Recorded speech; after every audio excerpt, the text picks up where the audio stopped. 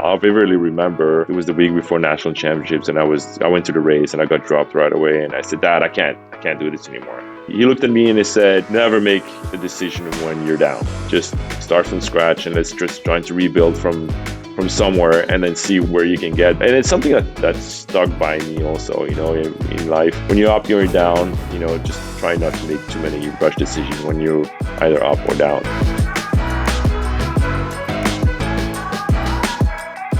Joining us in the studio today is a world-renowned retired Belgian pro cyclist. He's the son of a 5-time Tour de France champ. He's also enjoyed an amazing racing career, earning the bronze medal in the Olympic road race in 2004, winning one stage of the Giro d'Italia in 2000, and that same year he was the Belgian national road champ. Most recently, he's become synonymous with the success of the Hagens Berman Axel Cycling Team as the squad's director and now owner. Please welcome Axel Merckx. Hey, Axel. Hey, how are you? Oh, good. Good to see you. Axel, where are you calling in from today in the world? Actually, right now I'm in Belgium. I am actually in my parents' house, so came and visit my folks. I live in Belgium now, so I just paid them a visit. And it's actually a quiet place, so it was perfect to record this. Axel, so that we record this show in video, but also in audio only, and so some people will listen to this on, Spotify and Apple Podcasts, but some people will listen to it and watch it on YouTube. And I can't help but notice there's a pretty cool painting behind you. Could you tell us or describe for the audience what is the painting behind you? So a few years back, some kind of French artist Claude Leboul did a range of paintings. I'm talking like 30 plus years ago about my dad, and a bunch of painting was on sale, and my parents bought a few, and that's one version of it. It's just key moments of his career, and it's obviously my dad epically leading the Tour de France and with everybody trying to stick behind him. And I thought, I think it's pretty appropriate to have a cycling podcast in front of this frame. I think it's pretty cool to be around to have that showcase also. That is pretty cool. I just got chills with you describing that, so hopefully that translated into the audience. Axel, well, so good to see you. You're familiar with the show, so we break it down into 5 sections. We start with the basics, like where were you born and stuff like that, and then we move on through your career. So let's just start with some of the basics for those that don't know you very well or where you came from or some of your achievements. So we'll start off with the easy one. Where were you born? I was born in in the city of Brussels, but it's like a subdivision. It's called Uccle. And so that was more than 50 years ago, and so that's where I grew up. Your last name gave it away for the cycling fans, but let's talk about your parents growing up. I don't want to jump to conclusions early on, but when you were growing up, what did both of your parents do? Well, my dad obviously was professional cyclist. I was born in 1972, and it was basically his prime of his cycling career. And by the age I was 5.5, he was 5.5 when he retired. And pretty much right after that, a couple of years later, he started a bicycle company that he produced. He was building his own bikes, and he was getting we moved from one side of the town to the other side of the town, and starting the Eddy Merckx cycles factory, and they both worked there. Mom was raising the kids and making sure the household was sticking together and was organized and all that. And my dad was traveling the world, just selling bikes and talking to people to try to buy bikes and stuff like that. So and that lasted until I was 20 something years old, and then I moved for my own cycling career, obviously. Axel, in those early days, so with your dad, your dad had won 5 Tour de France championships and retired by the time you were 5 or 5.5 or so. Do you remember or do you have memories as a kid that young of who he was and what he'd accomplished? Unfortunately, I didn't, because the only brief memories that I kept in my brain was 6 days, at night. Because back in the days, kids were not really going to cycling races, or they were not going on podium. There was not really. It was kind of looked upon and my mom and just was more staying at home, not going to the races as often, and just making sure that when my dad came home, everything was ready for him. And then when I was 5 and a half, sometimes I would go to 6 days at night, and then my dad would win a Madison or stuff like that. And I remember doing the lap with him on a on his bike frame or something like that, with all the crowds cheering for him. Yeah. That I kind of briefly remember, but it's not from his own specific cycling career. The only memories I have, and luckily I was lucky enough that the VHS for the old generation started to exist back then. So those races, some races got recorded, and I was able to watch a bunch of them. Later in life, when I was a little bit older and a little bit more interested, let's say, in his accomplishment and also in his cycling career itself. Axel, do you have any brothers or sisters?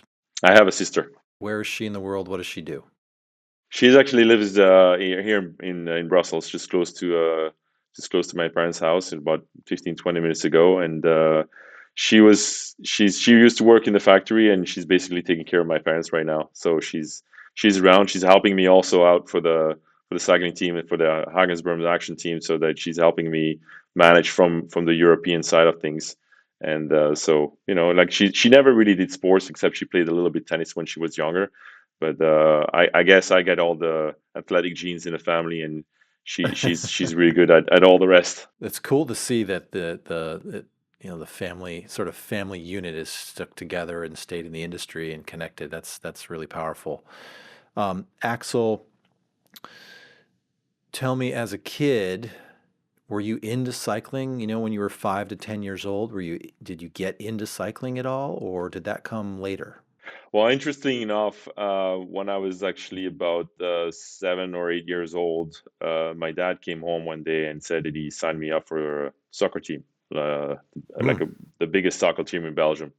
And he's like, I don't want him to do bikes. I don't want him to race bikes. So I'll just sign him up for cyclists, because he's a huge soccer fan. He used to play soccer when he was younger, and he thought it was good because I was a hyperactive kid. So I had lots of energy, temper tantrums and all that stuff. So I needed to burn my energy a little bit, and so I started playing soccer, and had great years. I played until I was 15, but slowly, as they started the factory, and the factory started to sponsor some teams, you get a little bit more involved, and you get interested, as I told you earlier.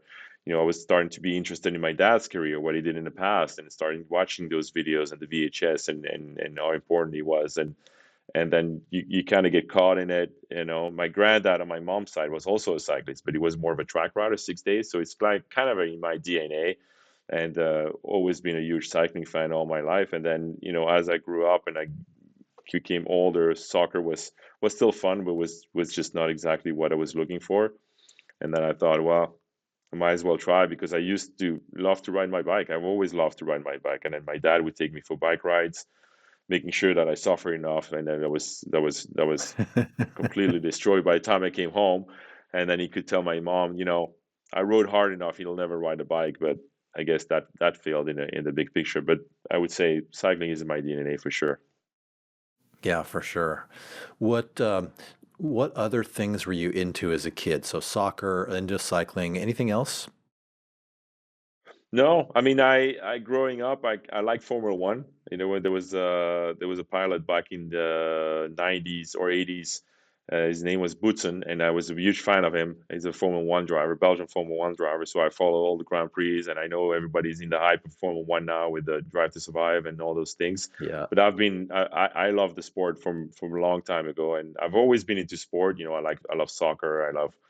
I love Formula One, and obviously cycling. So sport has always been a big passion of mine. Did you watch the race on Sunday? Of course, I did. Yeah, no, I did. I did. So always interesting to see the first race of the season.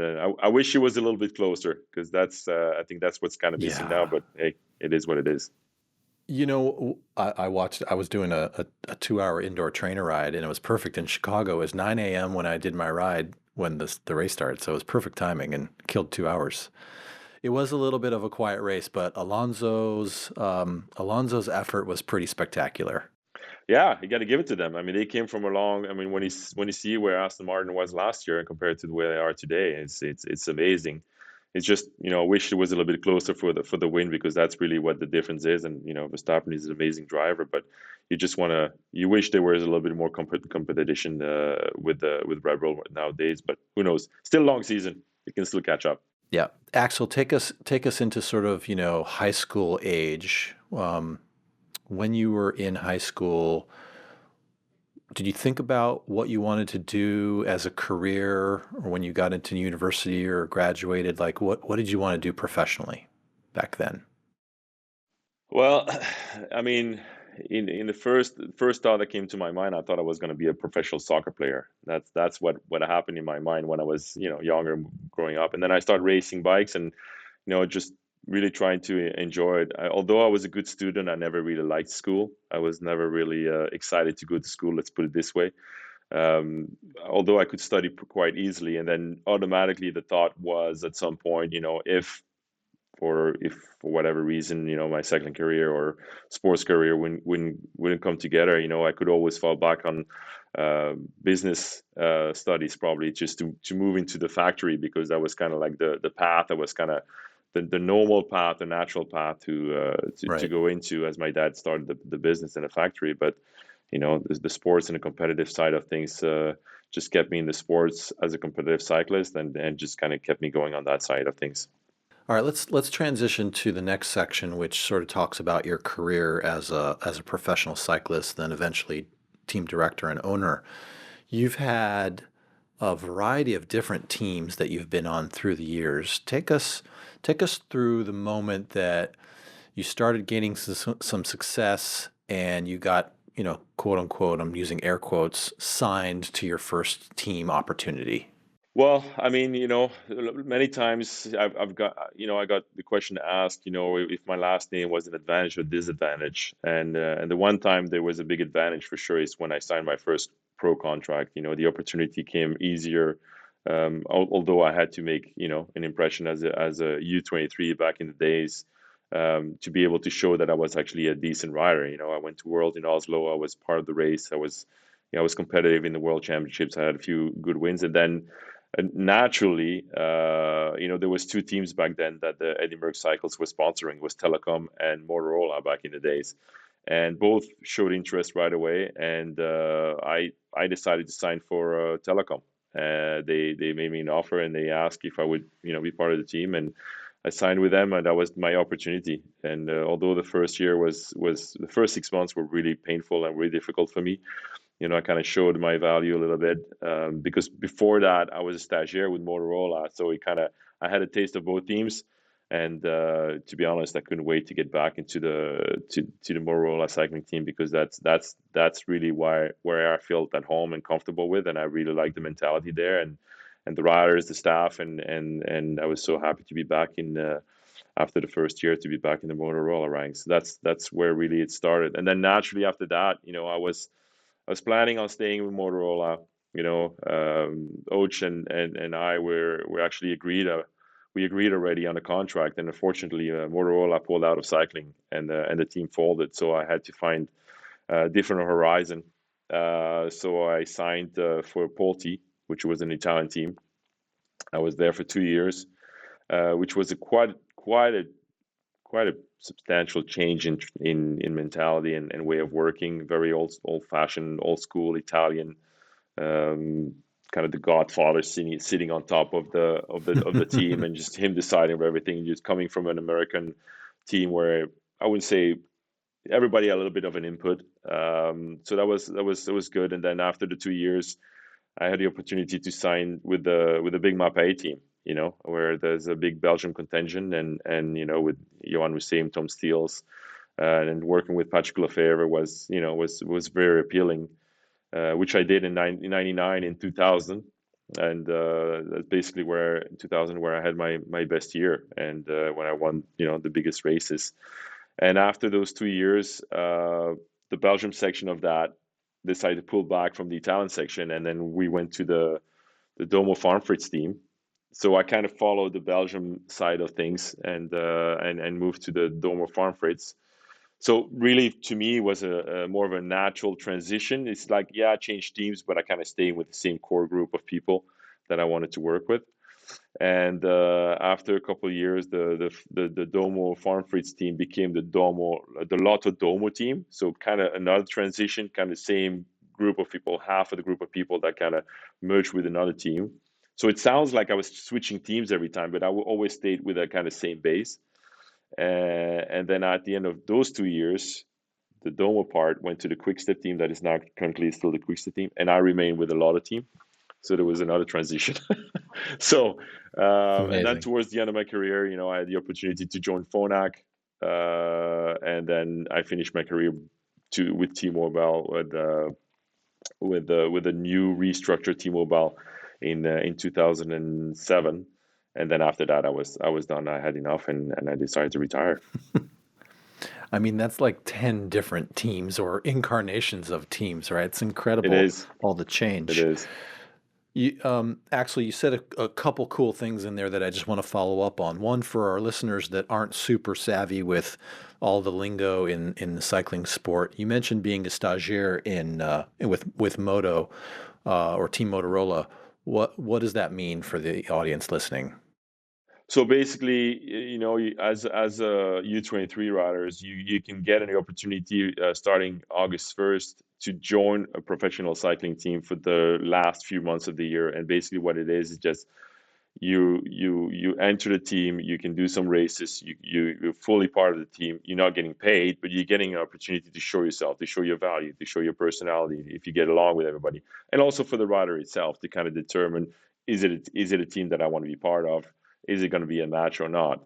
And Yeah. I think it's a really good, cool system. It's really good for young rider to kind of test the waters, and also for the team to test the riders themselves to see if they would fit into the professional world. So like an internship, Basically, but on a bike. yeah. It's pretty cool internship, I gotta say. Yeah, for sure. Does that same system still exist today? Like, do you entertain, younger kids to stage on teams today?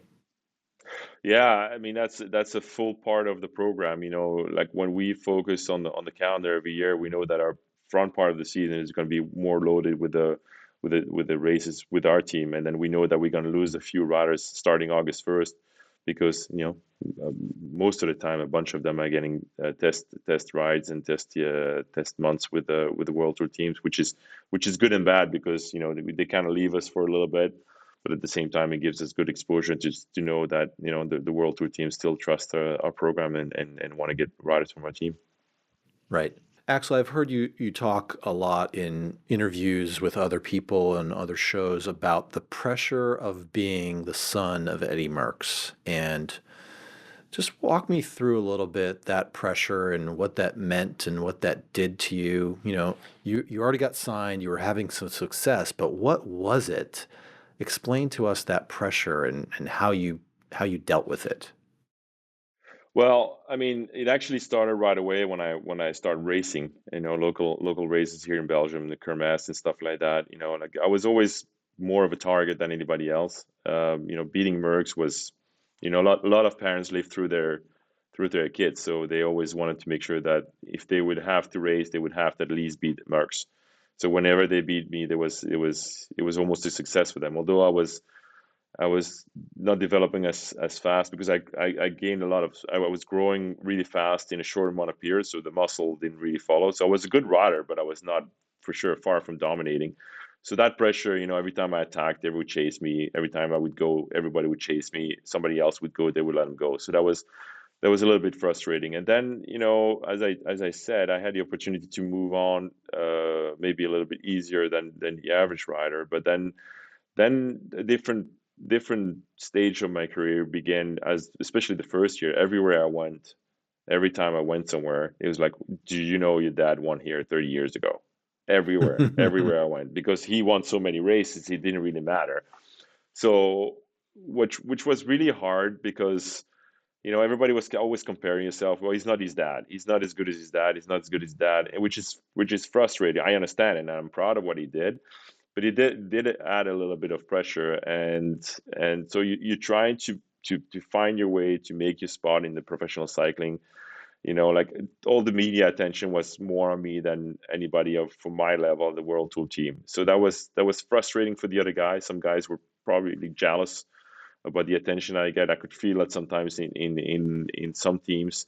But at the end of the day, it wasn't my fault. I couldn't do anything about it. And then it got better as the year went on, as I started to have results in the team and personal results, which was far from what my dad did, but it was still kind of recognized that he's still a good rider. He can perform well, and I think that's why the fit with Motorola was really good, and that's where I felt so comfortable there because we were a group of guys that we really got along, and I, I find that maybe they didn't do it on purpose, but they really kind of protected me from that environment.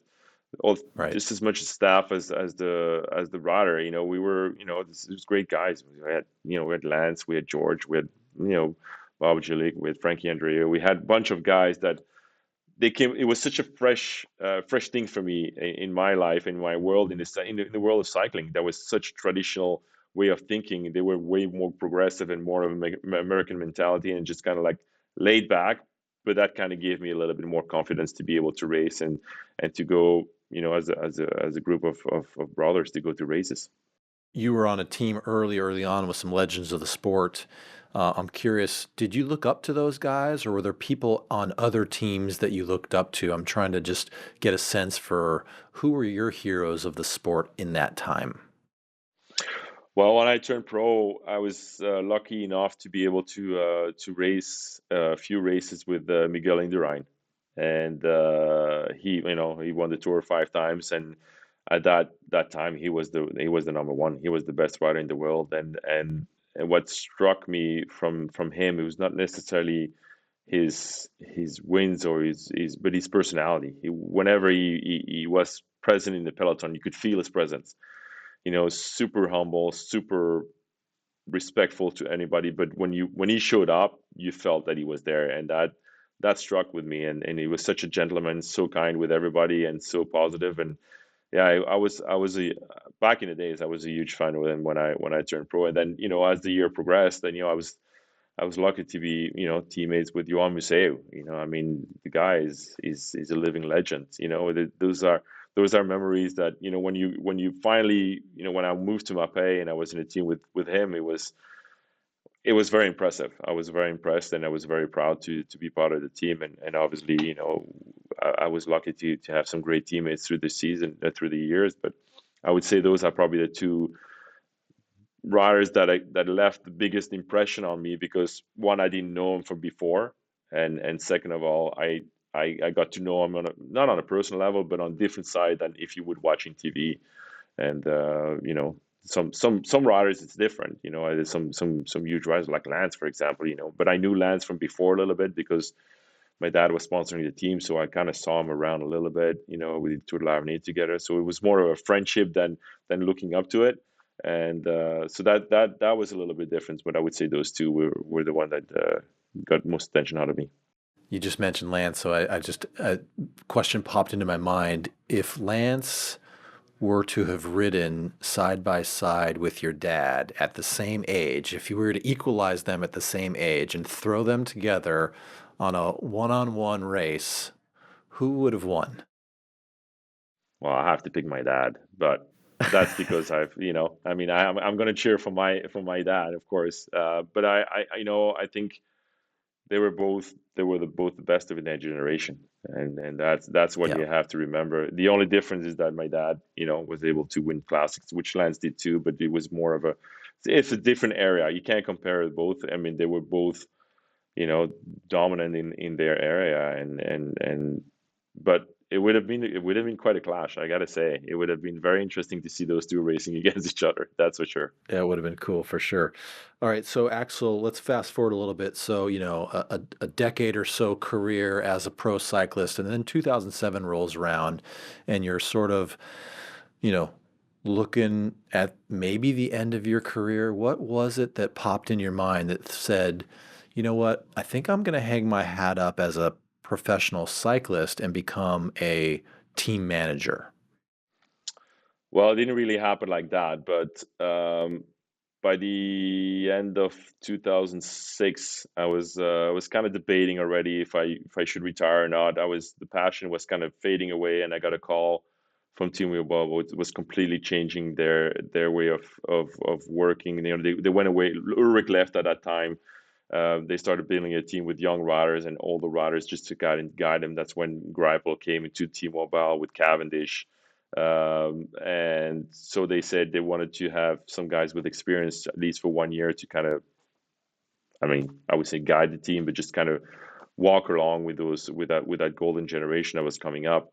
And so I decided to do 1 more year, but I said that's going to be my last year for sure. It was also the fact that my oldest daughter at that point was turning 6, which was going to have to go into grade 1, which I wanted, we wanted to make sure back then that we stayed in the same school system for a big period of time. And that's when we decided to move to Canada and to start the school there. Grade 1 was actually a perfect transition. The time was good because my passion was going away, my desire to train hard and suffer was actually going away at that point. So then moved to Canada with no actually idea what I was going to do. And when I looking back or thinking back, I was like, sometimes I think of myself like it's a pretty big risk to move halfway around the world in a country Oh where yeah. cycling is I mean, it was not big at all. It was pretty much non-existent. And then I started to think about maybe doing a bike tours and organizing those kind of things to bring people in Europe.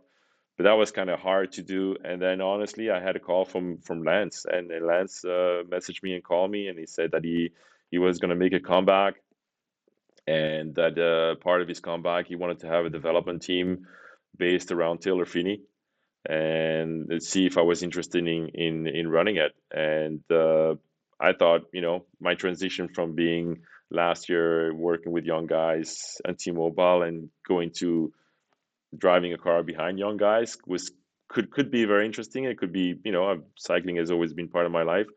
So I said, yeah, let's try it for 1 year, and then, you know, 15 plus years later, I'm still kind of running the same kind of ID team. So it must have stuck with me, and I'm really enjoying what I'm doing. That's amazing. That first team when Lance called was called Trek Livestrong, right?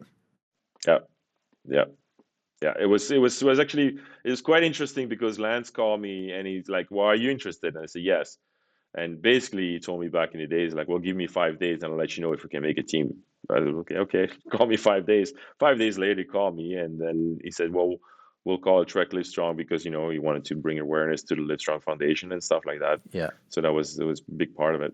Yeah, and I'm curious. So, I mean, that's an incredible opportunity, right? For first to get the call from Lance, and then to have this really nice transition from pro cyclist to team manager. It's almost like natural evolution if you've got the talent. Keeps you in the industry, keeps cycling in your blood. Something that fills your passion. That team has now evolved over the next 15 years, as you said. I'm curious, did you then, so Lance called you, who did you call to build out your team? And are any of those team members still with you today? Well, I was lucky because honestly, I had no idea where to start.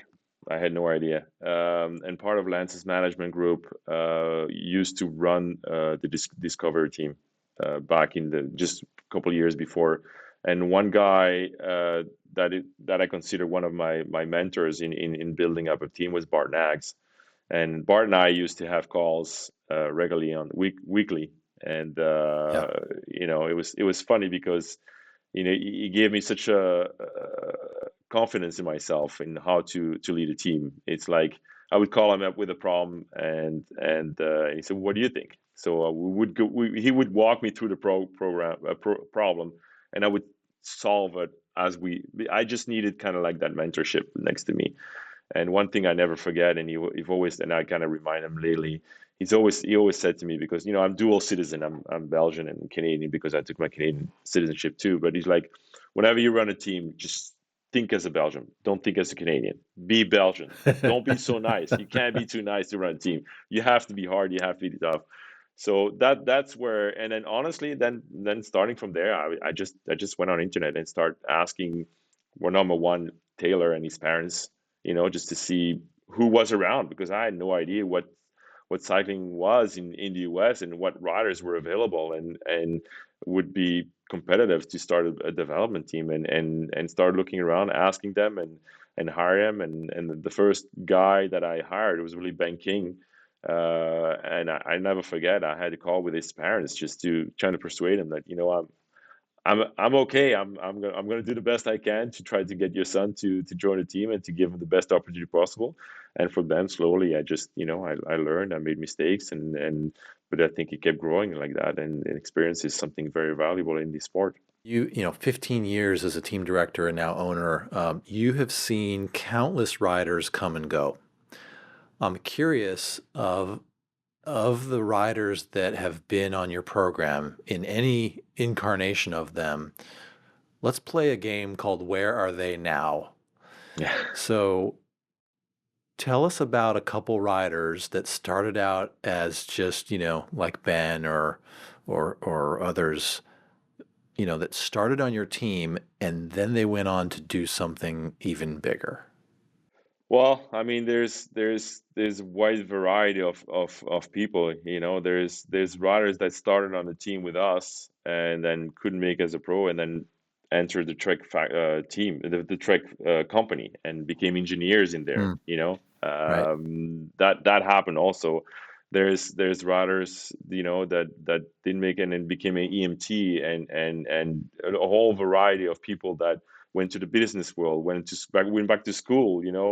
uh, like, but obviously there's the ones we remember, we know, is that the guys that made the world tour and won some races and were did a big accomplishment in the world of cycling, and still are to these days. But it's I'm still as proud of the guys that moved on from the team and became or did something very valuable, or even in the business world. And then whenever I am in touch with them or I run into them, they come back to me and it says, being part of the team has taught me a lot of values for what I'm doing today, and are still the best memories I have as a teenager, young adult, and it kind of helped me shape who I am today. That's something very powerful and very humbling for me. That's exciting. I know personally myself, like I really respect and admire some of my teachers or coaches when I was a kid, and I've made it.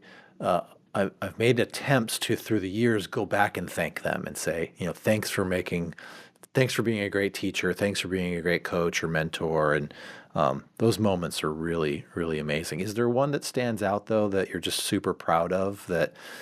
And whether it's they got to a world tour team or an EMT or an engineer at Trek, like, is there one that just sticks out and that really touched you and had an impact on your life, sort of giving back? Um, it's not very fair to single one out, because I have great relationship with not numerous of them, but I would say one that struck me and that was very sensitive to me at that time in my life was when Theo Gegenhardt, because when he came into the team, he was super young. Um, but even as he left and when he left, didn't matter what it was, he would always check on me, see how I was doing. My daughter got a disease. It's called desmoid, and when that got made public and he found out about it, he was so supportive for me and for her and for my whole family. Trying to send videos even to her and asking how she's doing, and that's really a personal connection that you never forget, and you never that's Yeah. always going to be there. Still now these days, he messages me. He's like, "How are you doing?" Like, what's new with you, what's going on in your life, and he became like a good friend, and vice versa. We kind of catch and touch bases once in a while, that left, but that made a big impact on me for sure. That's cool. Actually, you've had a super long career, both on and off the bike. I'm curious, were there any super scary moments, either crashes, injuries, or just major obstacles that got in the way that just made it really difficult for you? um I mean, there's crashes, there's there were scary crashes for sure. I was lucky enough that I never broke anything. But actually, at a very young age, I was still a junior. And I was racing. I was riding here with two friends on a training ride, and we got swept away by a truck. The trailer Mm, just passed us, and it just took through all three of us off the road. And we got lucky because we just got away with scrapes, but it could have been uh, way worse than it actually was on that side of things. But on the competitive side of things, I think people necessarily don't realize. I think there's more awareness nowadays about that. Is that the mental side of cycling and pro cycling is very tough. You can't be on top all the time. You have moments of doubts. You have moments of weaknesses. You have moments of illnesses that you don't really control, that you don't really know what's going on, and you're just struggling for a whole time, and you never see the end of it, and you think, am I really worth it? When I turned pro the first 6 months, I was really struggling. I had some kind of virus that was in my body that I couldn't get rid of, and it was lingering. It was my first year as a pro. Then I was like, well, what am I doing here? And I vividly remember it was the week before national championships, and I went to the race, and I got dropped right away, and I got into the car, and I was crying. I was crying, and I was by myself with my dad. Well, I was with my dad in the car, and I was crying, and I said, Dad, I can't do this anymore. I said, I'm this is shameful. I mean, I'm embarrassing you, especially with the name that I have. It was a horrible feeling. And right. he looked at me and he said, never make a decision when you're down. Never make a decision when you're all the way down. Let's just start from scratch, and let's just try to rebuild from somewhere, and then see where you can get. But you're not healthy. There's something going on with you. So let's just keep working at it and see. And then at the end of the year, he said, if you still don't want to do it, hey, I'm not forcing you to do anything. But and it's something that's stuck by me also, in life also. When you're up, you're down, just try not to make too many rush decisions when you're either up or down. So that's trying to kind of find the middle ground. And so that's probably the biggest doubts that I had in my career. And then this one year I was again in the Tour de France. I actually ended up in the out of time limit on one stage because I couldn't go anymore, and I refused to abandon. I refused to give up. So I was out of time limit, and I had to go home the next day. And I was ashamed of myself again. But again, kind of like going home, did some blood work, did all the tests that you can do, and then you found out I had some kind of infection that was lingering and I didn't see. And then literally 3 weeks later, I won a stage race. So Right. I'm just saying that in professional cycling, happiness and devastation, or being disappointed, it could be very close to each other. And there's a huge amount of pressure on every athlete here, there to perform. And we only see the guys that win. We only see the guys that are happy.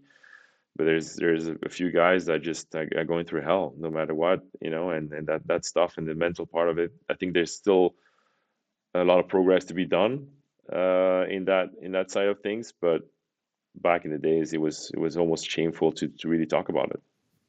Right. Yeah, I mean, you touched on a really, really important topic, mental health.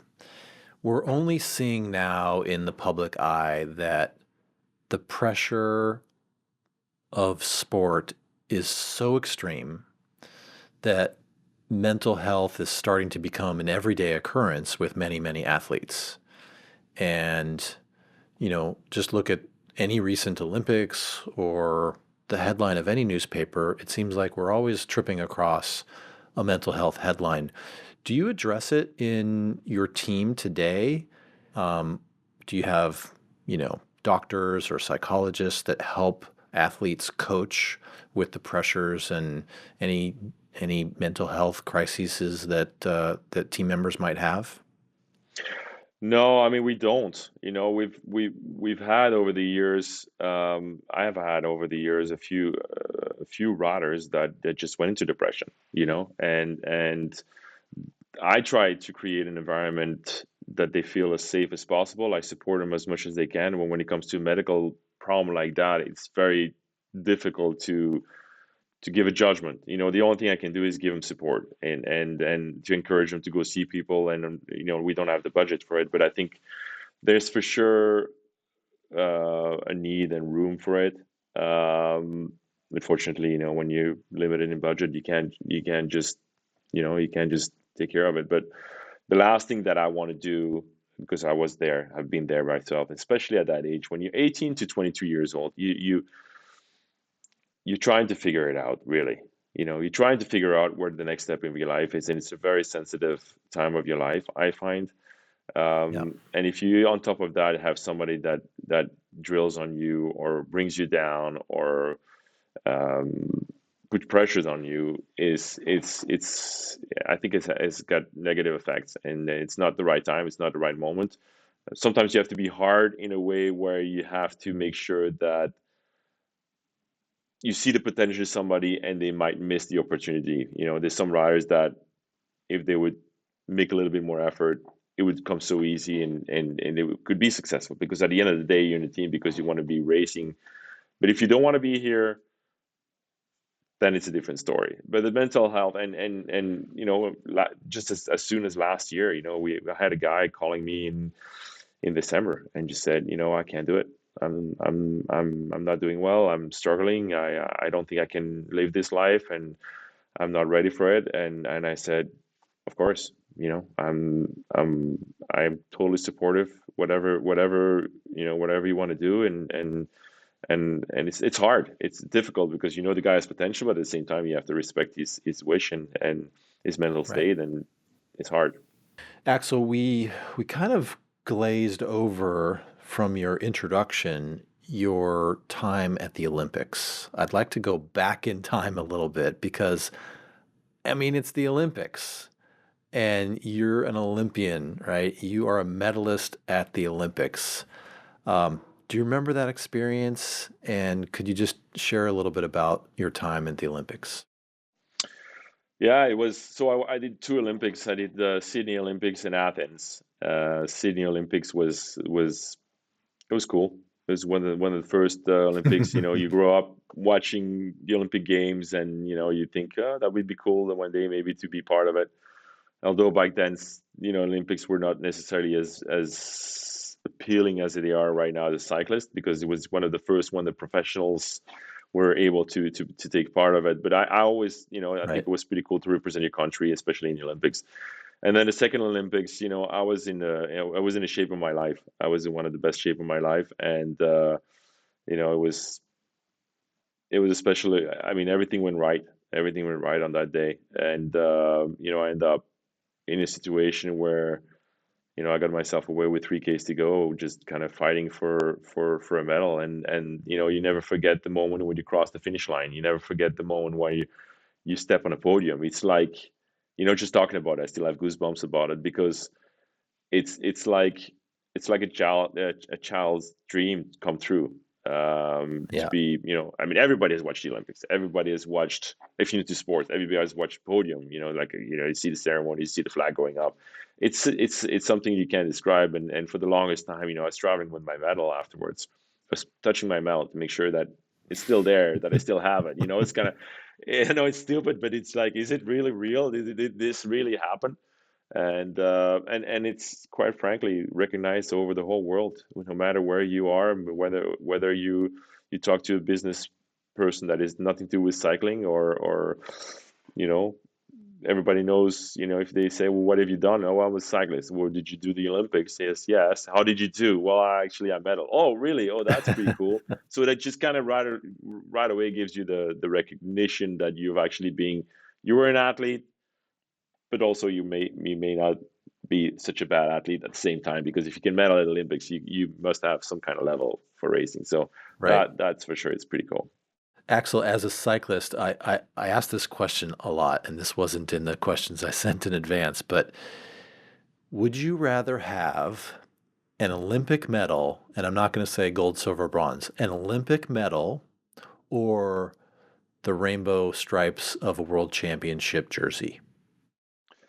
Yeah, no, I'll still pick the rainbow jersey. Because that's something you wear a whole year, and as a cyclist, it's something very special, because you have the rainbows on your sleeves for the rest of your life, really. So Yeah. I would have to say that as a cyclist, right? as an athlete, I think it's pretty 50-50, I would say, in general, as a sports athlete. But as a cyclist, I would say rainbow jersey. Yeah, I get mixed responses. It's very, I'd say it's 50-50 on which people will choose. Yeah, Perhaps it just I depends mean, culturally. if it's gold,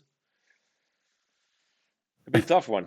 It'd be a tough one. If you tell me gold, or I would have to go for the gold medal. But I mean, second or third, winning is winning, right? There's nothing. So one friend Right. of mine, one guy that I know, one day told me, like as a joke, but it was kind of semi joke, and it was funny because it's like, well, it was a drinking night, so we had a few drinks in, and he's like, well, when you're third, you're only the second loser. Right. It's like, and I was looking at him, I was like, and he was like, yeah, second loser, bronze medal, you're the second loser. But it was funny, but in a way it is true, but hey, it's the Olympics. It's just not the around the block race. Even though this show is supposed to be about you, I'll share a small story about me. Um, I competed in it was a sprint distance triathlon last year. And I did the race. I felt like I did pretty good. After the race, I did not stick around for the awards ceremony. I just packed up my stuff and I went home. And there were a bunch of people from SRAM that did the race, like 10 of us. And I got to the office, the Monday morning the next week, and one of my coworkers, he hands me this American flag. And he's like, DZ, you got third place, man. You podiumed. And so I was like, I was blown away. I was so excited in my age group, amateurs, 50 to 54, something like that, right? And I got third place and I was so excited. And then I went to go look at my time and I got on the website and I pulled up the website and, I'm going through all the categories and all the ages. And sure enough, I see my name. And yeah, I came in third place, but there were only 3 people in my age group. Yeah. Well, that's yeah, makes a difference. So did I come in third, Axel, or did I come in last? Yeah, you came third. Just stick with third. It sounds it's you did it. You did it. Hey, let's talk about Hagens Berman Action. As a brand marketer, we sponsor a ton of teams and athletes, and there's always all these crazy names connected to teams. Sometimes I don't know what the heck they are. I have to go on the internet. Sometimes they're not household brands, they're not globally recognized. Maybe it's a European dishwashing company or a, Eastern European or Indian, pipe manufacturer that sponsors a team. Sometimes it's a telecommunications company that somebody knows, but I'm always amazed at all the different sponsors that enter the sport. You have a couple sponsors, and just for the record, like I'd be curious if our listeners are wondering, Hagens Berman, what is that? And Action, what is that? So could you clear up the mystery for us? What are these names that title this team you have? Yeah. So let's start with the main one. I mean, Hagens Berman is a law firm of Seattle. And Steve Berman is a huge cycling advocate and enthusiast. Basically, Steve is somebody that really cares about cycling, and especially really cares about cycling in the US and development of cycling in the US. And he's basically sponsoring the team because he can and because he's passionate about cycling, but more so because he wished that somebody would have done it for him when he was younger, because he didn't have the opportunity. Nobody else was doing something like that. So and he's been around for I gotta say 7-8 years already with the team, and that's the Yeah. beauty, the luxury we have with somebody like Steve, is that he gets it. He gets that, he's never gonna request wins or results or anything like that. He trusts what we do. He wants to be involved. He wants to know what's going on. He wants to be part of the race once in a while whenever his schedule allows it. But never will he say, well, have we done good? Have we done terrible? For him, it's more like he likes to see riders and he likes to hear riders moving on and be part of the pro cycling team and stuff like that. He's really proud of the team itself. So, but basically, it's a law firm. It's a law firm with Seattle, which is pretty cool. And then the Action name came from, so a few years back we had that sponsor that actually kind of saved the team just before Steve Berman came into the picture. And Neil Hutchinson had a company, or the company name was the Neon Adventures. And Neon, it was he had a bunch of uh, projects, which was cultural, sports, educational, where he would reinvest his money as a passion. He believed in the team. It was when, Theo was coming into the team, so he was British. So Theo was British. He wanted to support Theo back in the days, amongst other riders. And then we wanted to create something that sounded a little bit more fun, that would stick with the team for years to come. So we were thinking how we can create just like an NFL team, the Patriots or the Raiders or the Chiefs or whatever it is. But we created Yeah. a brand and then we took the first two letters of my name and the last two letters of his name, and we create the Axeon team. But then we pronounce Action because Action is also moving forward and pushing, you know, being aggressive, being part of the race, and so we always try to keep that action part of the name of the team, because that's Right. recognized by everybody really in the world of development. And since Steve Berman has been involved for so long, the Hagens Berman Action team became benchmark for all those years, and being sustainable and constant for the last 15, now 8 years, I think, with Steve Berman, or 9 years. That's great. Is Neon Adventures still around, and do they exist as a brand? They are not. They are around because they still are very supportive of the program. They actually build our website, so they involved in Ah, that cool. side of the. But they're not on the jersey anymore. They're not a financial sponsor, but he's still a partner, and they we're still in touch. Well, let's change gears one more time, and let's talk about something that's near and dear to your heart. You mentioned you have a daughter that had a particular disease, and I know from talking with you through the years that you've started, doing some fundraising for this. Tell us about your daughter Athina and what happened and how she's dealing with it and what you guys are doing to help that community.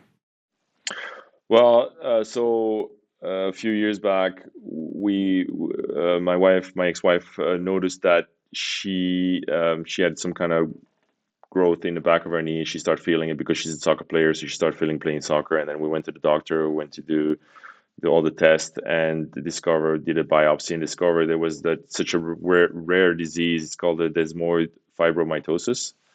Called The short name is desmoid. And a few years back, we